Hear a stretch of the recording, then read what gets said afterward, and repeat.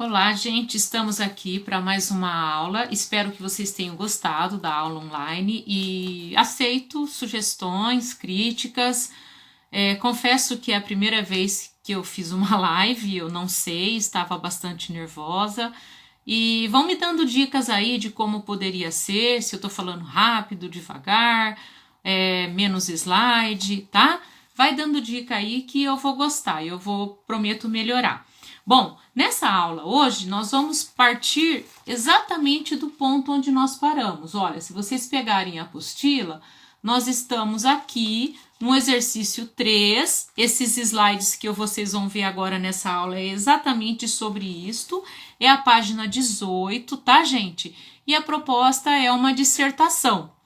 Então, acompanhem agora os slides e aí eu gostaria que vocês tentassem fazer essa redação em casa e trouxessem para mim aqui as dúvidas para a gente dar continuidade, então, a essa redação, a confecção desse texto, na próxima aula online, para ficar mais ou menos um plantão de dúvidas mesmo, ok?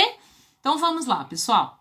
Não sei se vocês lembram, mas nós conhecemos algumas escolas ao redor do mundo que têm projetos diferenciados. Falamos da escola Summerhill, nela os alunos são livres para fazer o que quiserem, desde que não interfiram no direito dos outros. Lá nada é obrigatório, há bastante liberdade e o percurso é dado de acordo com a intenção do estudante. Os alunos só vão passar de ano se eles se sentirem preparados. Falamos também de uma escola de Portugal, a Escola da Ponte. Lá os estudantes de diferentes idades ficam todos juntos e eles se organizam a partir de interesses comuns, projetos. E os que não sabem aprendem com os que sabem. E as regras do dia a dia são decididas por todos em assembleia. A escola Waldorf eu mostrei para vocês também e eu comentei que é uma filosofia diferenciada.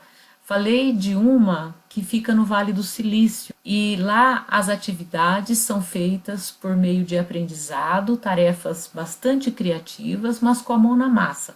Nada de tecnologia. Os alunos, eles não usam computadores lá porque os seus pesquisadores acreditam que ele inibiu o pensamento criativo, o movimento, a interação humana e os períodos de concentração. Na verdade, a tecnologia nessa escola, ela acontece a partir do ensino médio. Nesses textos, que nós vimos aqui, durante a aula, eu me lembro que eu apresentei também outras propostas. Eu falei do projeto Âncora, que é uma escola que fica em Cotia, próximo ali à capital São Paulo. Na verdade, essa escola ela é um projeto da Escola da Ponte. O José Pacheco, que é o diretor da Escola da Ponte em Portugal, ele vem anualmente acompanhar esse projeto aqui no Brasil. Falei também para vocês da Escola Fora da Caixa, que tem vários modelos de escola com aprendizado bastante diferenciado, que vai além do que nós conhecemos de lousa, caderno, apostila, provas e bimestres. E mostrei para vocês também uma escola na Alemanha, a Escola de Berlim, que trabalha bastante com projetos para que os seus alunos sejam mais motivados. Na verdade, nessa matéria, a novidade de que os alunos eles se sentem bastante autoconfiantes, trabalha-se muito a autonomia. Então vamos voltar à atividade proposta. A atividade solicita que vocês escrevam um texto de opinião e já que nós vamos ter que falar sobre a educação para o século XXI,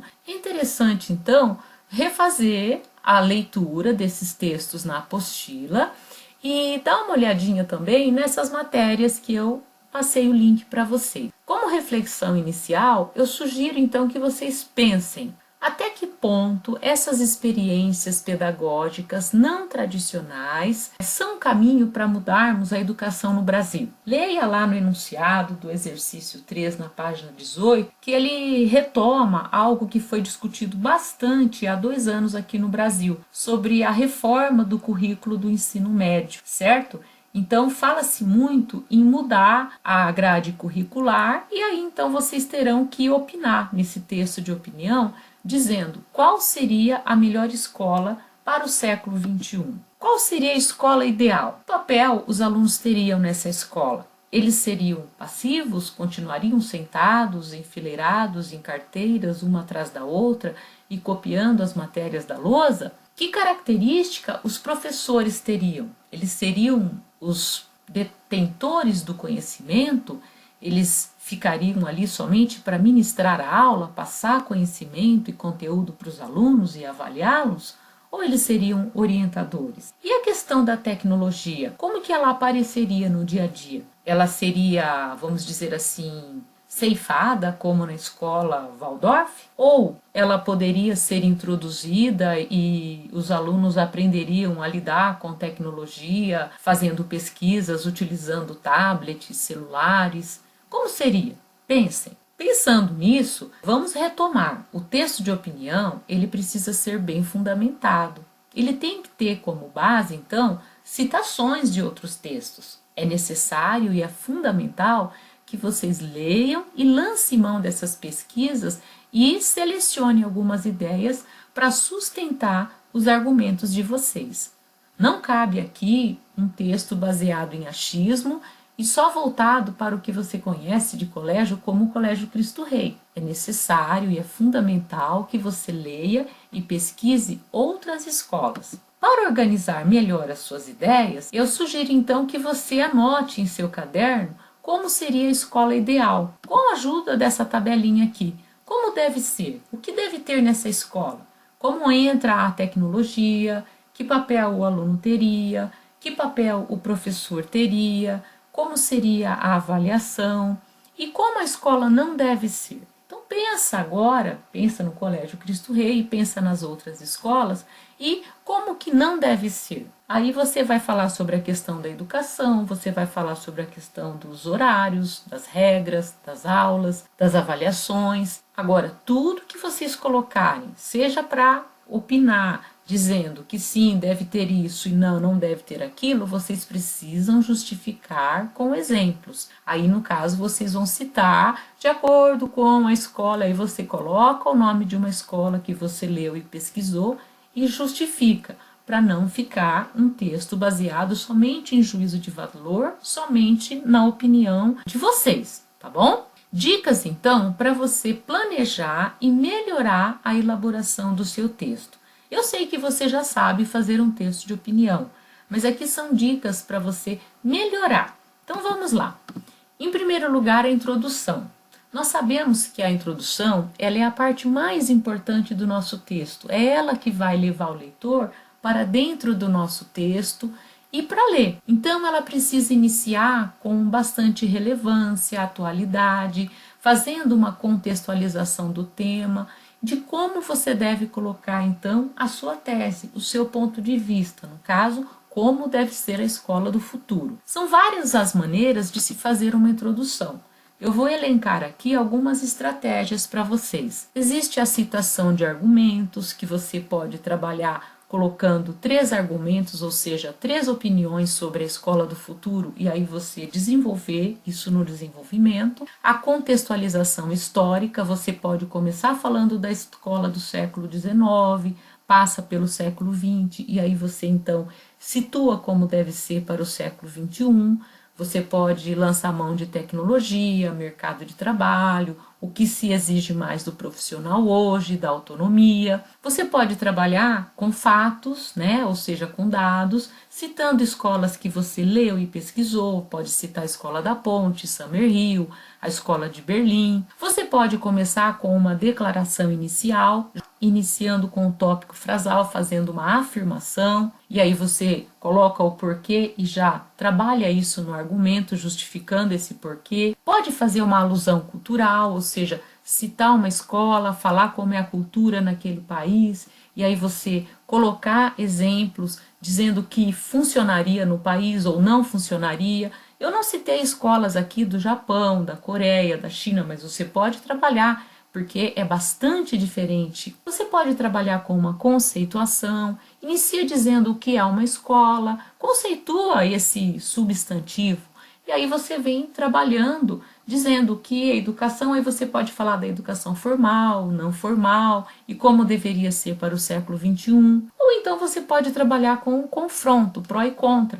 Já coloca a escola do século XX, que estamos já em pleno XXI, então dizer que ela já está desatualizada, que ela necessita de uma reformulação, e aí então você coloca o aspecto favorável. Então você já inicia pelo contrário e já lança a mão do que seria favorável e do que seria o seu ponto de vista. Veja, pessoal, tudo que você colocar na introdução, você precisa organizar e desenvolver. Então, o nosso desenvolvimento, ele precisa ter parágrafo fluente e articulado com a proposta de texto. Se você vai trabalhar com citação de argumentos, se você colocou 2 argumentos na introdução, você precisa então colocar esses 2 argumentos e trabalhar, no caso, no seu desenvolvimento com 2 parágrafos. Se você trabalhou com a contextualização histórica, você precisa caminhar nessa questão temporal, século XX, século XXI, e uma coisa de temporalidade organizada, né? Não fica saltando do século XIX para o XXI. Precisa passar pelo 20 e depois para o 21. Se você vai trabalhar com alusão cultural, então você coloca culturalmente, podemos dizer que na Alemanha, já no Brasil. Então, fazer essa questão de organização. Lembrar que o parágrafo ele é uma unidade de texto, mas ele participa do todo. Então, para o seu texto ter essa estrutura coesa, você precisa trabalhar direitinho com os elementos de conexão, com as conjunções, ok? Então, lembrando, se você colocou um confronto, por um lado, por outro, você precisa pensar nessa questão da ideia que você quer dar no seu texto para você colocar esse conectivo adequadamente, ok? Como aprofundar a discussão? Então, veja, pessoal, eu mostrei a estratégia de introdução, agora estratégia de desenvolvimento. Como que eu posso aprofundar? Como eu já falei, a exemplificação é algo bem bacana, tem várias pesquisas aí que foram sugeridas nesses links. Então você pode citar dados de escola, fatos, a explicação, né? Você pode explicar, trabalhando com essa questão de juízo de valor, colocando uma causa, uma consequência, fica legal.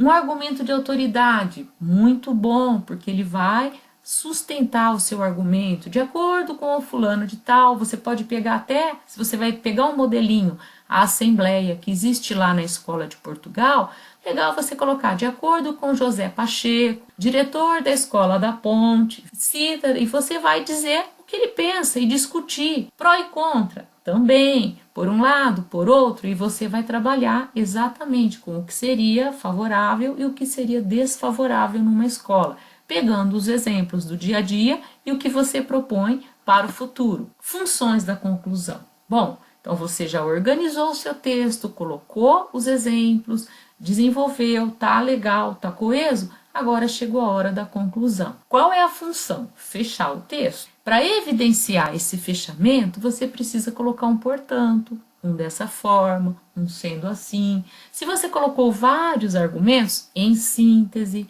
neste momento você precisa retomar o ponto de vista, você precisa esclarecer. Se você colocou lá, por exemplo, uma contextualização histórica, então você iniciou, temos observado que ao longo dos séculos a escola tal, aí você na conclusão, dessa forma entendemos que com o passar dos anos a escola você retomou e você vai fechar. Se você vai ratificar a sua tese, então você tem que pensar em como você vai confirmar.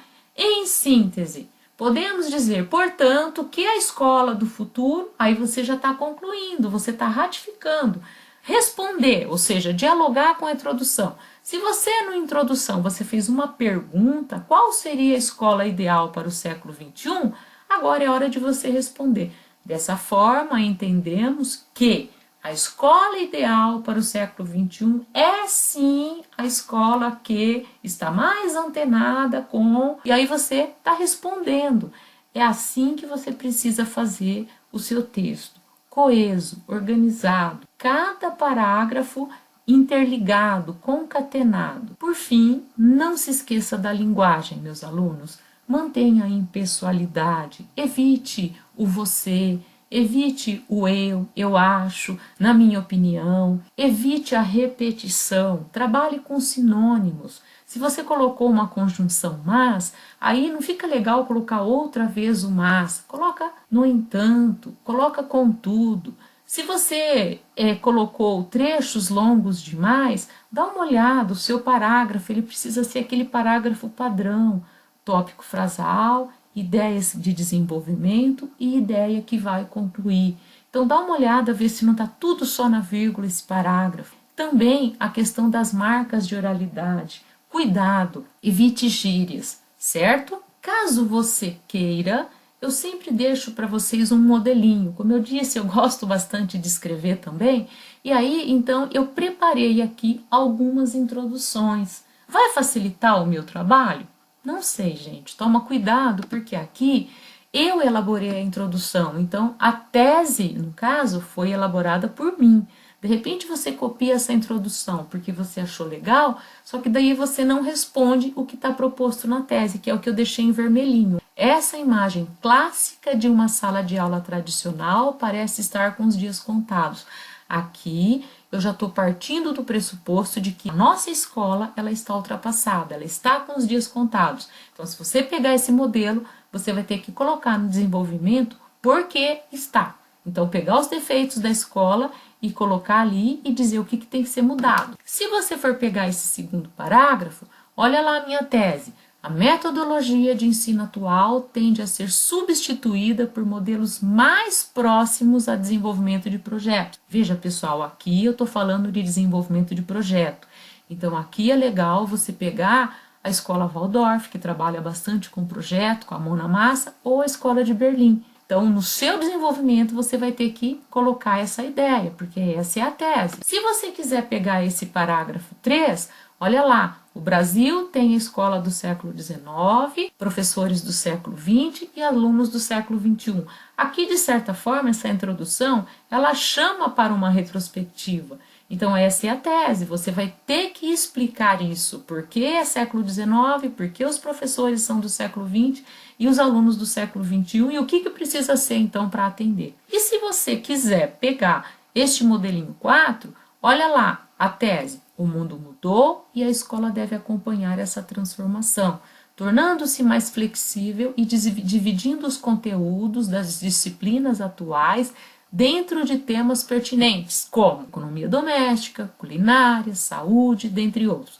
Aqui eu peguei exatamente a ideia que foi a nossa discussão lá nas nossas aulas em março. Vocês falaram sobre a grade curricular, que é o projeto aqui de mudar, né, o currículo do ensino médio, e aí eu comentei com vocês quais matérias, então, não são tão aproveitadas e o que a gente poderia substituir, e aí vocês citaram isso. Então, se você for copiar essa introdução para fazer, você vai ter que trabalhar exatamente com essa ideia. E olha a pergunta, seria este então o modelo da escola perfeita para os dias atuais? Então, se eu fiz essa pergunta, na minha conclusão eu tenho que responder. Este sim seria o modelo. Fazer a resposta na sua conclusão. Bom, gente, então, o meu último conselho para vocês, continuem lendo, leiam muito, fique por dentro de tudo que acontece, não faça essa redação sem antes ler os textos que tem na apostila, sem antes dar uma olhadinha nos links que eu passei aí para vocês. Redação é treino e prática, não deixe para a última hora, planeje o seu texto, não pode mais um aluno do 9º ano, um aluno do 1º ano, um aluno do Colégio Cristo Rei, não pode fazer a redação e entregar o rascunho. Precisa fazer um planejamento, precisa fazer um texto rascunho para depois passar limpo a redação. Aí assim você vai aprimorando cada vez mais a sua escrita. Cronometre. Cronometre o seu tempo de escrita. Mesmo que vocês estejam aí em casa, tente pensar em uma aula, 50 minutos, no máximo 1 hora para fazer essa redação. Não fique a manhã toda ou a tarde toda. Tente fazer dentro do horário certinho, pré-determinado, porque daí você já está treinando para os processos seletivos. Estruture seu texto, dê uma olhadinha também nas dicas que eu passei aí nos slides anteriores. Introdução, apresenta a tese, o tema, o ponto de vista, desenvolvimento, colocando os argumentos, sustentando direitinho as ideias, e aí a conclusão, fazendo a retomada do que você disse anteriormente, e aí então você conclui. Feita a conclusão, pense num título. Geralmente o texto ele tem que ter esse formato cíclico, ele tem que fechar. Então, A partir da conclusão, aí você já vai pensando no título que você vai dar à sua redação. E por último, domine as regras de português. Gente, impessoalidade, uso da terceira pessoa, evite marca de oralidade, conheça a norma culta e isso é essencial para você desenvolver uma boa redação. Lembrando, esta é a primeira competência do Enem. Bom, gente, espero que vocês tenham gostado, que vocês tenham entendido direitinho qual é o propósito, então, desta aula. Eu aguardo vocês na próxima aula online, ok? Bom final de semana, bom estudo aí. Tchau, tchau!